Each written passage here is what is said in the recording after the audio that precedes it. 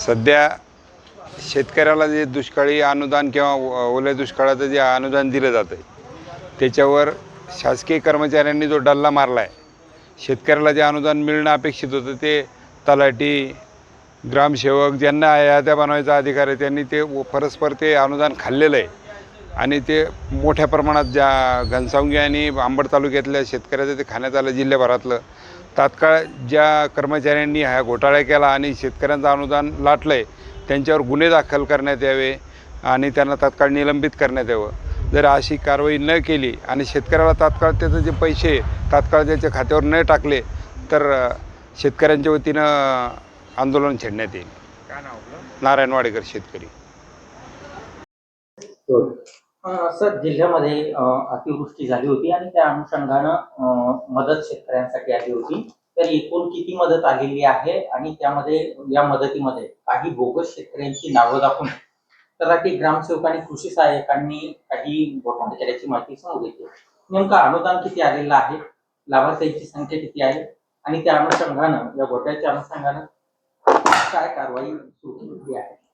जालना जिल्ह्यामध्ये नैसर्गिक आपत्तीच्या अनुषंगाने साधारणतः 10 GR नुसार शासनाकडून निधी प्राप्त झालेला होता. 10 GR नुसार आपल्याला साधारणतः 1550 कोटी रुपये असा निधी प्राप्त झालेला होता. त्याच्यापैकी 8 जे GR आहेत त्याच्यामध्ये लाभार्थ्यांची संख्या निश्चित करून अनुदान वाटपाचं काम चालू होतं. 8 GR मध्ये साधारणतः 12 लाख लाभार्थी होते आणि निधी जो मंजूर होता तो 1100 कोटी होता.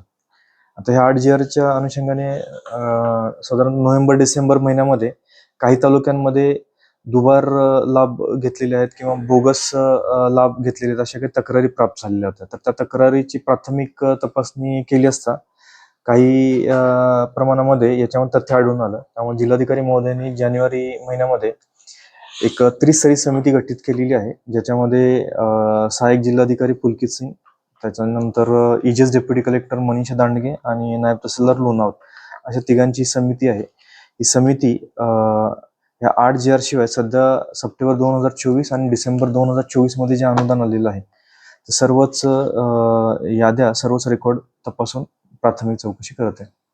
सर्वाधिक जास्त निधी जो आहे तो कुठल्या तालुक्यासाठी आलेला आहे आणि तिथे काही तथ्य वगैरे आढळून आले आहे का?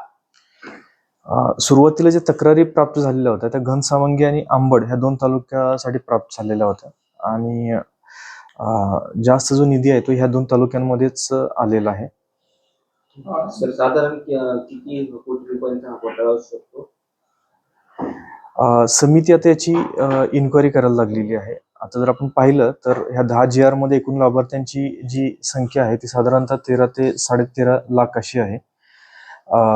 तक्रार जरी 2 तालुक्यापुरतं मर्यादित असली आणि काही ठराविक शासन निर्णयामध्ये प्राप्त झालेल्या अनुदानासंदर्भामध्ये असली तरी खबरदारीचा उपाय म्हणून आपण सर्व 10 GR मध्ये प्राप्त निधी आणि जे लाभार्थी आहेत त्या सर्व प्रकरणांची आपण चौकशी करतो. लाभार्थ्यांची संख्या जास्त असल्यामुळं ते सर्व रेकॉर्ड तपासावं लागते. याच्यामध्ये 7, 12, 8 उतारे, पंचनामे, तलाठी, त्यानंतर कृषी सहाय्यक, ग्रामसेवक या सर्वांनी स्थानिक चौकशी करून जे पंचनामे केलेले आहेत ते सर्व तपासावे लागतात.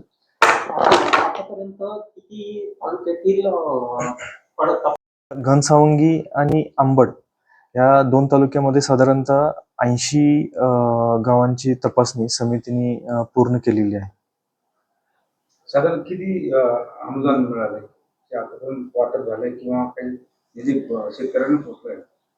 8 GR मध्ये 12,26,000 लाभार्थी होते आणि प्राप्त जो निधी होता तो 1100 कोटी होता.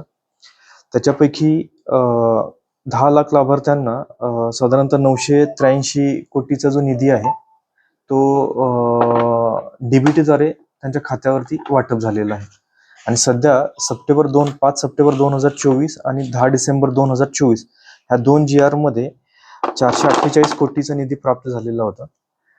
तर त्याच्या याद्या अपलोड करून तो निधी वाटप करण्याची कारवाई चालू आहे. सर, अंतिम अहवाल कधीपर्यंत येईल? समितीला साधारणतः अजून 1 महिना हा कालावधी लागेल चौकशी पूर्ण करण्यासाठी.